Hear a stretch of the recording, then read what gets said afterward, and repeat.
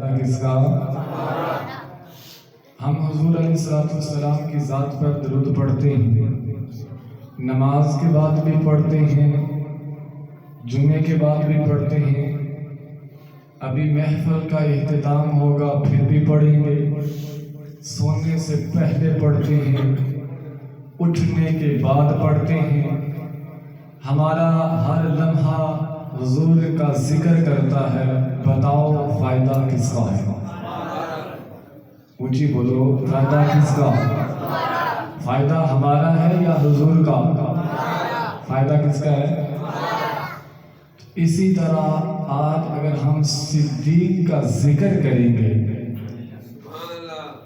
کس کا ذکر کریں گے؟ تو فائدہ کس کا ہوگا؟ جس طرح رب کی عبادت کرے تو فائدہ ہمارا، مصطفیٰ پہ درود پڑے تو فائدہ ہمارا، صدیق کا ذکر کریں گے تو فائدہ ہمارا ہوگا۔ یہ ہمارا عقیدہ ہے کہ نہیں ہے؟ اگر ہم چل کے آئے ہیں، کام کاج چھوڑ کے آئے ہیں، مصروفیات کو چھوڑ کے آئے ہیں، تو یقیناً فائدہ ہمارا ہے، صدیق کا نہیں ہے۔ فائدہ کس کا ہے؟ تو پھر اگر فائدہ بھی ہمارا ہے، آئے بھی اپنے فائدے کے لیے ہیں، اور پھر بھی مایوس ہو کے بیٹھے تو اچھا نہیں لگتا۔ پھر خوش ہو کر جب تک بیٹھنا ہے ذکر صدیق سننا ہے، اور جب موقع ملے تو جو بھی اسلامی بھائی علماء کرام بیان کریں تو ان کی حوصلہ افزائی کرنا یہ ہمارا حق بنتا ہے۔ تو کسی شاعر نے ایک شعر کہا کہ بیان ہو کس زبان سے مرتبہ صدیق اکبر کا، بیان ہو کس زبان سے مرتبہ صدیق اکبر کا، ہے غار یار محبوب خدا صدیق اکبر کا۔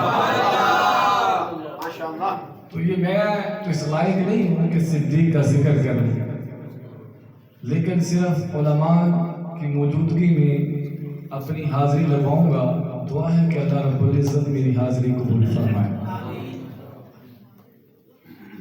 پیارے دوستو، صدیق اکبر رضی اللہ تعالیٰ عنہ کا مختصر سا تعارف سنیے۔ آپ کا اصل نام عبداللہ ہے۔ کیا نام ہے؟ صدیق کا نام کیا ہے؟ عبداللہ ہے۔ آپ کی وفات 13 ہجری 22 جمادی الاخری، منگل اور بدھ کی درمیانی رات، مغرب اور عشاء کے درمیان والے وقت میں آپ اس ظاہری دنیا سے اپنے خالق حقیقی سے جا ملے۔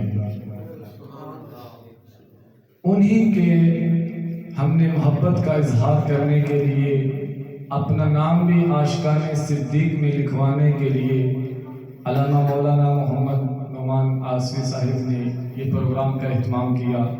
اللہ تعالیٰ ان کو بے حساب اجر عطا فرمائے۔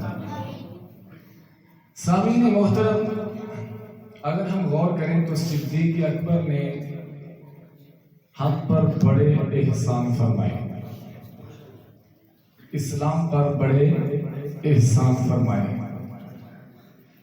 وقت کی نزاکت کو مد نظر رکھتے ہوئے میں چند باتیں عرض کروں گا۔ بلال حبشی کا نام آپ نے سنا ہوا ہے۔ حضرت ابو بکر صدیق نے حضرت بلال کو آزاد کروایا، یہ بھی سنا ہوا ہے، لیکن دل تھام کے سننا کہ صدیق نے کتنی بڑی رقم کر کے بلال کو آزاد کروایا۔ ایک روایت کے اندر آتا ہے کہ 30 تولے سونا کی مقدار صدیق نے رقم دے کے بلال کو آزاد کروایا۔ 30 تولے سونا۔ اگر آج ہم سے اسلام کی خاطر 100 روپے مانگ لیا جائے تو ہماری جان بن جاتی ہے۔ ہم اس صدیق کا ذکر کر رہے ہیں کہ جسے ایک بار نہیں کئی بار اسلام پر اپنا گھر لٹایا۔ تو جب آپ نے اتنی بڑی رقم خرچ کر کے بلال کو آزاد کروایا کافروں کو ہضم نہ ہوا، کافروں کو ہضم نہ ہوا، کافروں نے کہنا شروع کر دیا اتنی بڑی رقم کون خرچ کرتا ہے کسی نے، اتنی بڑی رقم کون بغیر کسی غرض کے خرچ کرتا ہے؟ ضرور کوئی نہ کوئی بلال نے صدیق پر احسان کیا ہوگا جس کا بدلہ صدیق نے آزاد کروا کے دیا ہے۔ جب کافروں نے یہ اعتراض کیا تو میرے رب کائنات نے جبرائیل امین کو حکم دیا کہ جا صدیق پر بھونکنے والوں کو بتا دے کہ صدیق نے جو بلال کو آزاد کروایا کسی کا کوئی احسان نہیں ہے۔ وَمَا لِأَحَدٍ عِنْدَهُ مِن نِعْمَةٍ تُجْزَىٰ کہ صدیق پر کسی کا کوئی احسان نہیں ہے إِلَّا ابْتِغَاءَ وَجْهِ رَبِّهِ الْأَعْلَىٰ، صدیق نے تو بلال کو آزاد کروایا رب کی رضا کے لیے۔ تو صدیق پر بلال کا کوئی احسان ہے؟ بولیے کوئی احسان ہے؟ لیکن بات کو بڑھاتا ہوں کہ صدیق پر کسی کا کوئی احسان نہیں، لیکن صدیق نے احسان کیا جب سب سے پہلے کلمہ پڑھا تو احسان کیا صدیق نے اس امت پر، جب مصطفیٰ کو اپنے کندھوں پہ اٹھایا تو احسان کیا صدیق اکبر نے اس امت پر، جب غار کے اندر پہلے داخل ہوئے تو احسان کیا اس امت پر صدیق اکبر نے، جب صحابہ کرام منتشر ہوئے تو صحابہ کرام کو انتشار سے بچا کر احسان کیا اس امت پر صدیق اکبر نے۔ ارے بات کو آگے بڑھا رہا ہوں کہ قرآن کو جمع کر کے احسان کیا اس امت پر صدیق اکبر نے۔ اونچی بولیے سبحان اللہ۔ یہاں مجھے ایک حدیث پاک یاد آ گئی، آپ نے حدیث پاک سنی ہوئی ہے، قرآن پاک کی آیت میں نے سنا دی کہ بلال نے صدیق پر کوئی احسان نہیں کیا، بلال نے صدیق پر کوئی احسان نہیں کیا تھا، لیکن ایک حدیث پاک سنی، میرے آقا کریم علیہ السلام ارشاد فرماتے ہیں میں نے ہر ایک صحابی کے احسان کا بدلہ دنیا میں دے دیا۔ عمر نے بڑے احسان کیے، بدلہ دنیا میں، عثمان نے بڑے احسان کیے، بدلہ دنیا میں، علی نے بڑے احسان کیے، بدلہ دنیا میں، بدر والوں نے احسان کیا، بدلہ دنیا میں، اللہ کے مہاجرین نے احسان کیا، بدلہ دنیا میں، انصاریوں نے احسان کیا، بدلہ دنیا میں، لیکن جب باری آئی صدیق اکبر کی، جب باری آئی اس ہستی کی کہ جس کے ذکر خیر کے لیے ہم بیٹھے ہوئے ہیں، تو میرے مصطفیٰ نے فرمایا کہ صدیق کے احسان کا بدلہ میں نہیں دے سکا بلکہ رب کائنات عطا فرمائے گا۔ اب یہ حدیث پاک آپ نے سنی کہ صدیق کے احسان کا بدلہ میں، بلکہ کون عطا فرمائے گا؟ کون عطا فرمائے گا؟ اب میں آپ سے چند سوال کروں گا۔ پہلا سوال یہ ہے کہ صدیق نے مصطفیٰ پر زیادہ احسان کیے یا مصطفیٰ نے صدیق پر زیادہ احسان کیے؟ یقیناً اگر صدیق نے احسان کیے ہیں تو میرے مصطفیٰ نے بھی بڑے احسان کیے ہیں، اور میرے مصطفیٰ نے صدیق کو کلمہ پڑھا کے جہنم کی آگ سے بچا لیا، اس سے بڑا کون سا احسان ہو سکتا ہے؟ میرے آقا نے صدیق کی پیاری بیٹی عائشہ سے نکاح کیا، یہ میرے آقا کا احسان ہے۔ صدیق کو مصلی رسول پہ کھڑا کیا اتنے صحابہ کرام کی موجودگی میں، یہ میرے مصطفیٰ کا احسان ہے۔ میں احسان گنوانا نہیں چاہتا، صرف آپ کی توجہ چاہتا ہوں کہ احسان کس نے زیادہ کیے ہیں، زیادہ مصطفیٰ نے کیے یا صدیق نے کیے ہیں؟ پہلی بات تو یہ ہے کہ علماء کی موجودگی میں بڑے وسوس سے بات کروں گا کہ احسان زیادہ مصطفیٰ نے کیے ہیں۔ کس نے کیے ہیں؟ پھر بھی اگر کسی کا دل مطمئن نہ ہو، کہے کہ نہیں یار صدیق کے زیادہ احسان ہے، تو پھر میں اسے دوسرا سوال کرتا ہوں کہ بتائیے اگر آمنہ کے لال چاہتے، اگر آمینہ کے لال چاہتے تو کیا صدیق کے احسانات کا بدلہ نہیں دے سکتے تھے؟